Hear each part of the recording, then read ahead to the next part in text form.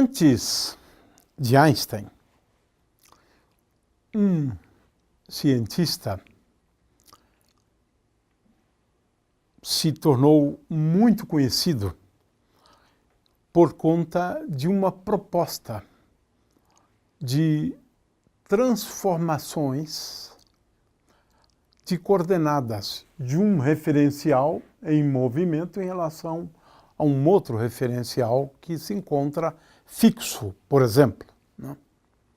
Essas transformações receberam, em homenagem a esse cientista, o nome de transformações de Lorentz.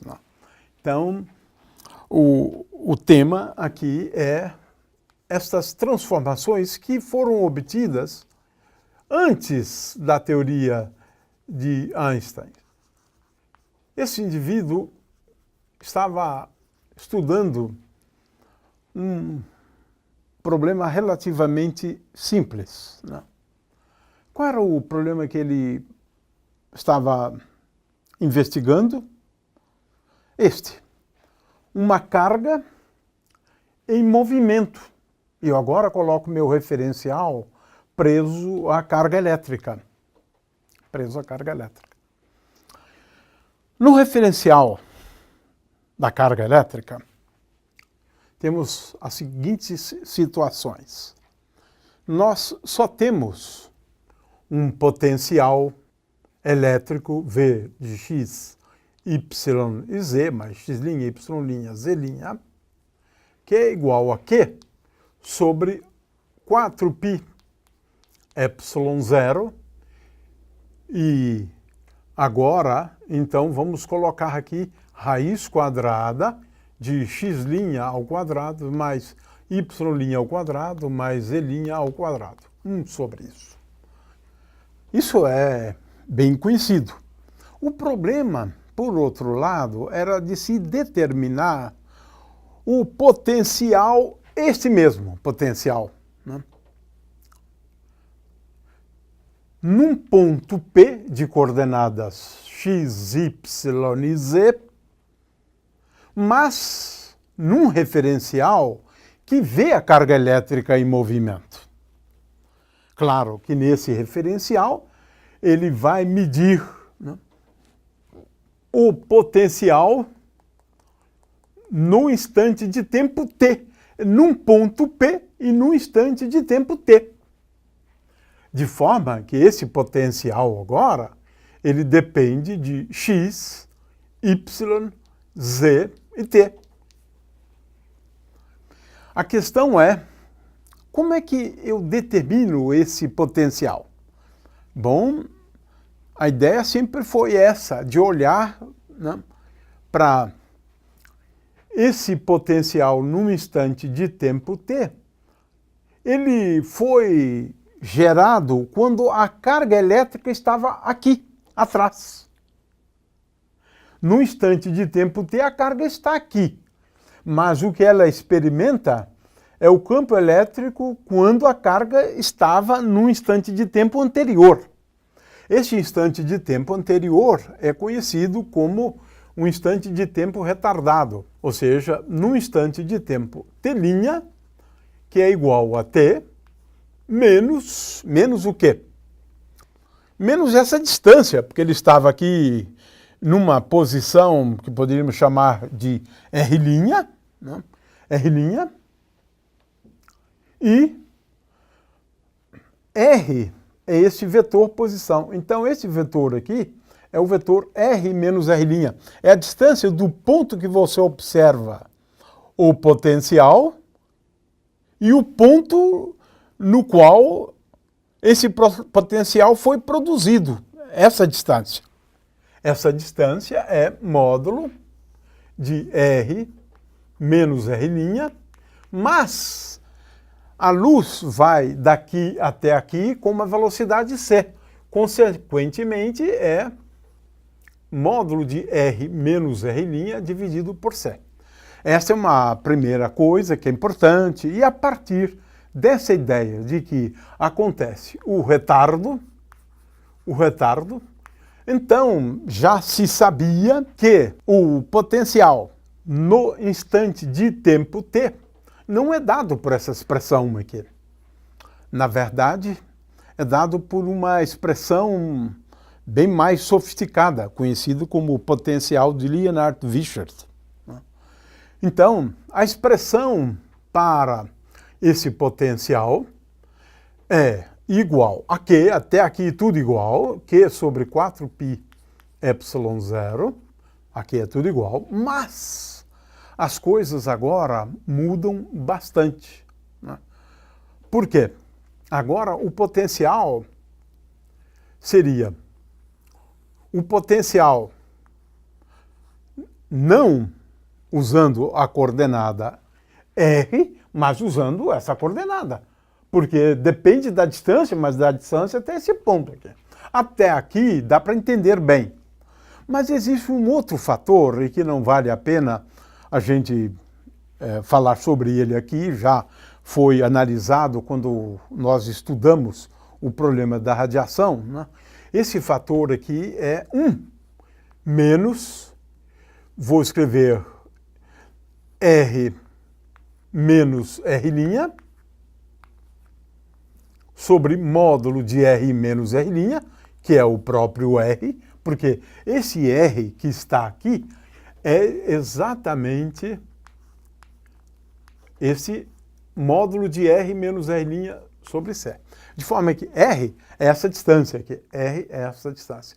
O ponto no qual a partícula estava é a distância desse ponto no qual a partícula estava e este ponto que se observa o efeito, né, do potencial.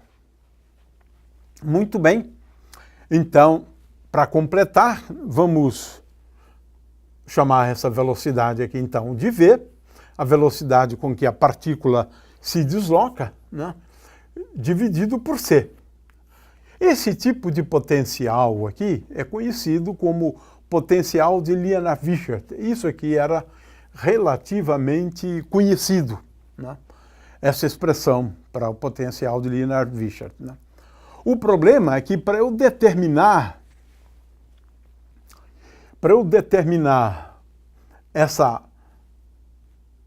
esses elementos todos, eu preciso encontrar esse tempo telinha. Né? Porque encontrado o tempo telinha, eu vou, por exemplo, R' de t. Né? Esse R' de t, eu posso escrever como sendo, por exemplo, naquele outro referencial, igual a VT, por exemplo. Né? Então, eu tenho aqui a expressão para R menos R' de t, é x menos u t' vezes i mais alguma coisa. Né? Porque eu tenho...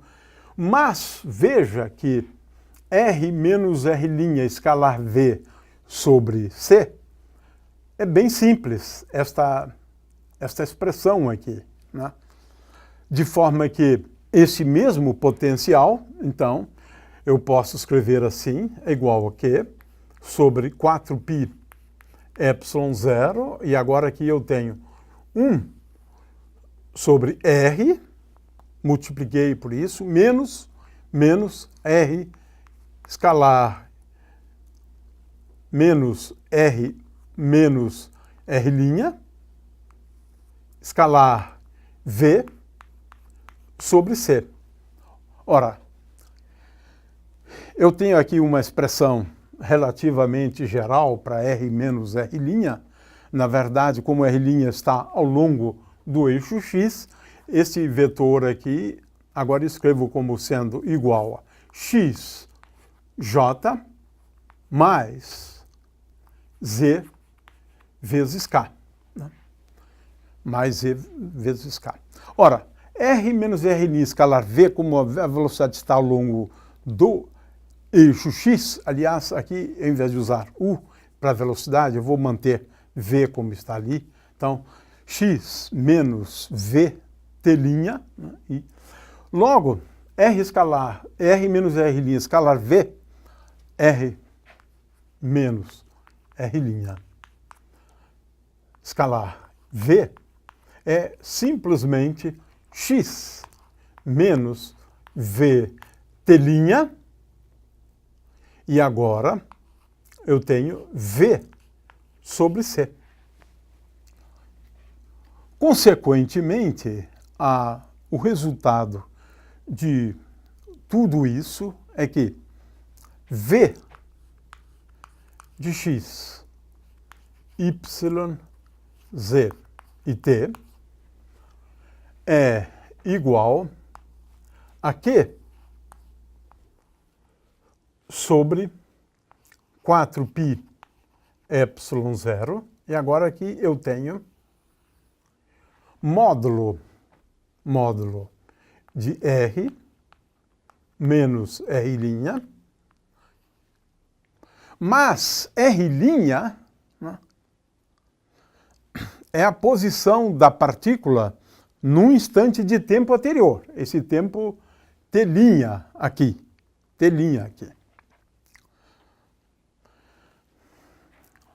Menos, agora temos menos x, menos v T',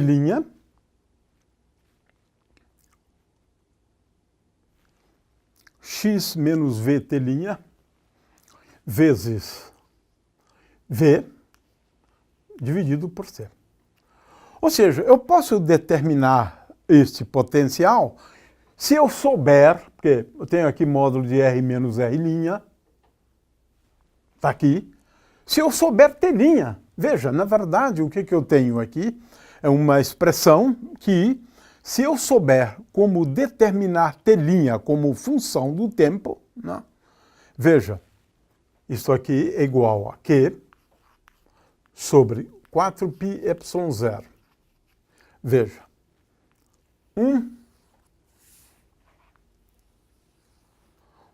1 sobre módulo de R menos R'. Isso é a raiz quadrada de x menos v T' ao quadrado mais y2 mais z2 menos x menos v T' vezes v sobre 2. Aqui está.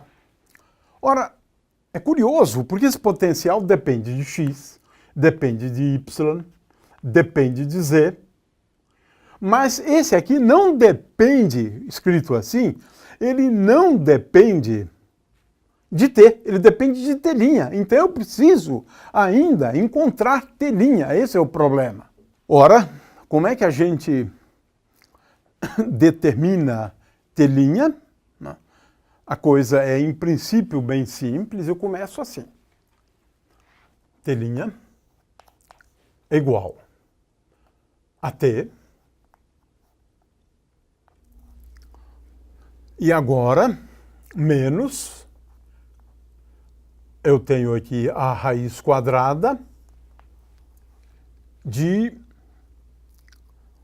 x menos v T' ao quadrado mais C2 mais Y2. Né? Este aqui é ao quadrado também. Né? Então, o que eu tenho aqui? Dividido isto aqui, dividido por C.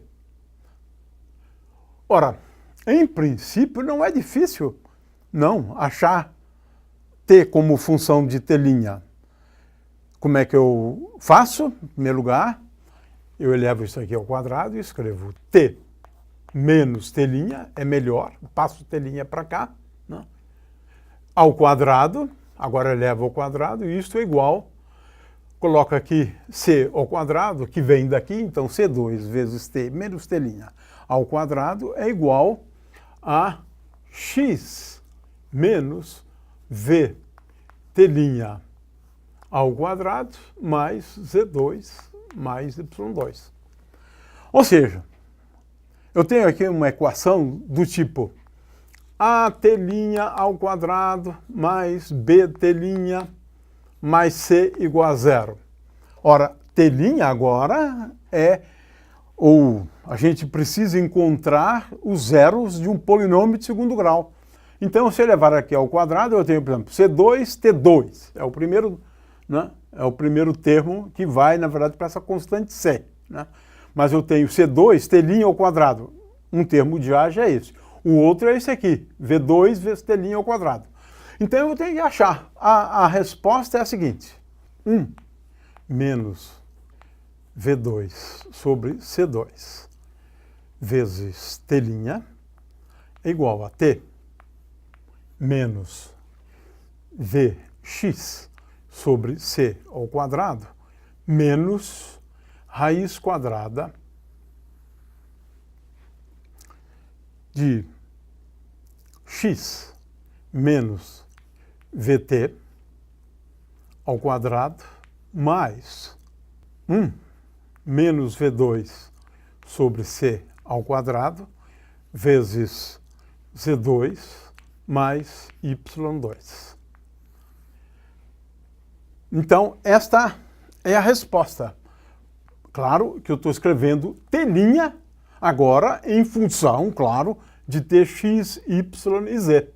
Muito bem, ainda tenho aqui mais 1 sobre C, mas aqui eu tenho uma coisa curiosa. Eu consigo determinar um instante de tempo anterior, é claro, é o T', né? Eu acho o T', um instante de tempo anterior, em função do tempo e, claro, do ponto do espaço, que tem coordenadas x, y, z e t. Então, eu encontro o instante de tempo retardado. O que aconteceu num instante de tempo t, aconteceu num instante de tempo anterior. Nesse ínterim, a partícula já se deslocou. Quer dizer, num instante de tempo t, a partícula está aqui. Mas o potencial determinado nesse instante se originou de um ponto no qual a partícula estava no instante de tempo anterior, que é este aqui. E eu acabei de determinar esse instante de tempo anterior. T'. T' é menos, menos. Menos, menos. É antes de T. Antes de T.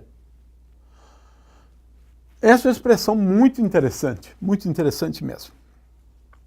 Agora, nós vamos fazer o quê? Vamos voltar ao nosso problema ali, né? Isso aqui é módulo de R menos R', né? Então eu posso escrever esta mesma expressão de um outro jeito. Olha só. Q sobre 4πε0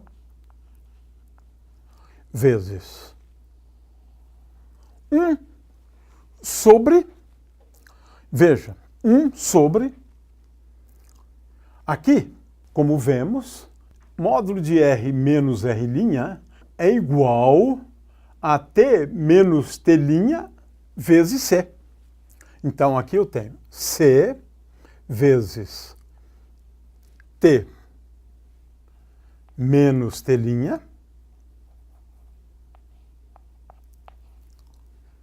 finalmente, menos x menos Vt'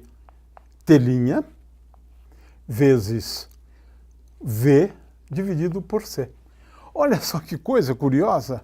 Eu escrevo o potencial produzido por uma carga num ponto anterior, né? Aliás, num instante de tempo anterior, em função do tempo atual e do tempo retardado. Veja só. E mais, né, a coordenada x. Mas agora o que eu faço?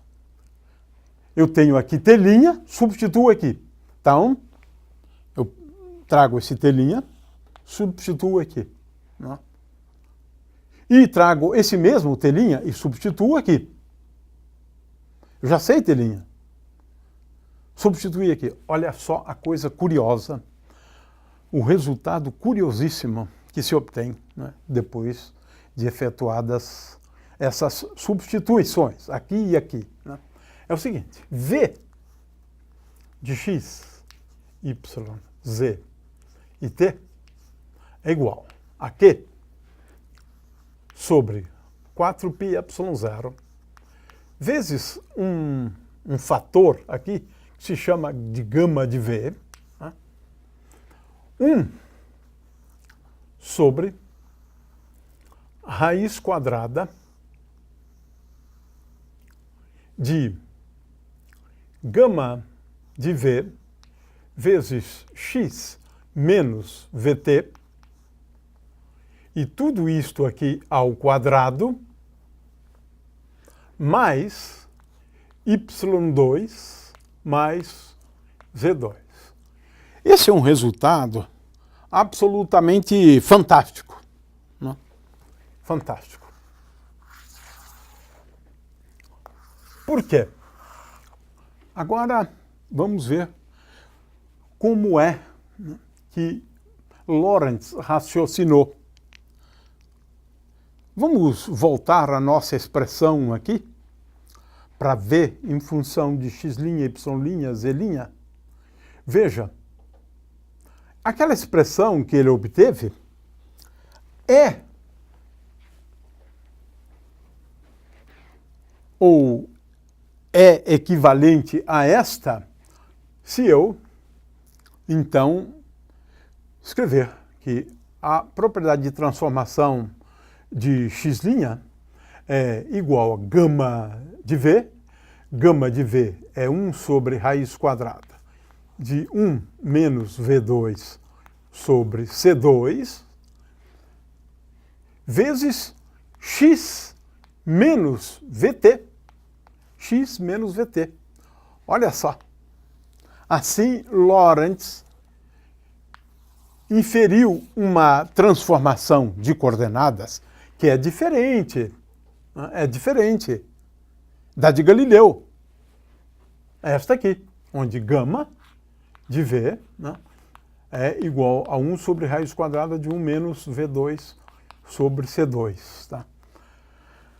E essa transformação é conhecida como transformação de Lorentz, né? Existe uma outra para o tempo, né, que a gente poderia até dar uma olhadinha a partir daqui, né, que é a seguinte: T'